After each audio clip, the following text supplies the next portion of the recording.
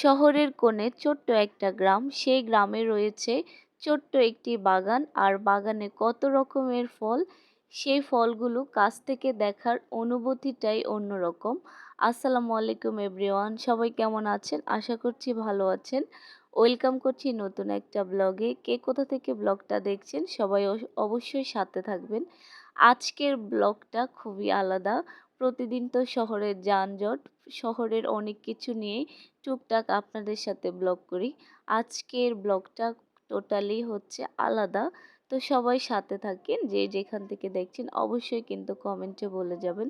তো আজকে আমি হচ্ছে একটা বাগানে চলে আসছি। এখানে বলতে পারেন এত এত সুন্দর বাগানটা কি বলবো। এই যে দেখেন গাছ, এখানে এটা সবাই চিনেন, এটা হচ্ছে কাঁঠাল গাছ।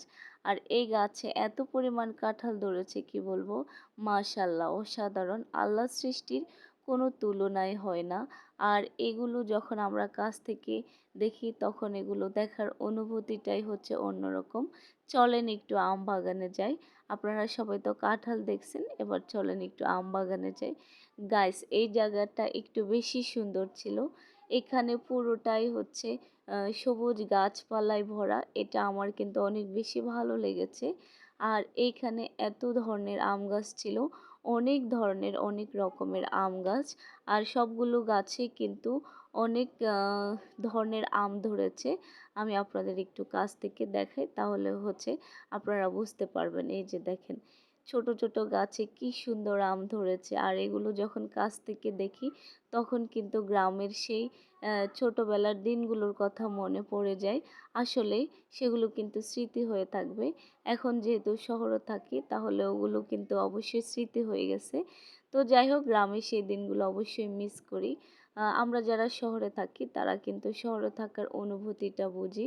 আর যারা গ্রামে থাকেন তারা অবশ্যই গ্রামে থাকার অনুভূতিটা অবশ্যই বুঝেন। তো দুই জায়গায় টোটালি আলাদা। তো যাই হোক, এখানে কিন্তু এই গাছটায় অনেক আম ধরেছে। আর আমগুলো এত বেশি সুন্দর কি বলবো, মাশাল্লাহ। আমার কিন্তু খুব বেশি ভালো লাগছিল, ইচ্ছে হয়েছে পেড়ে খাবো, কিন্তু খাওয়া হয় নাই। তো যাই হোক, সবাই ভালো থাকবেন। আল্লাহ হাফিজ।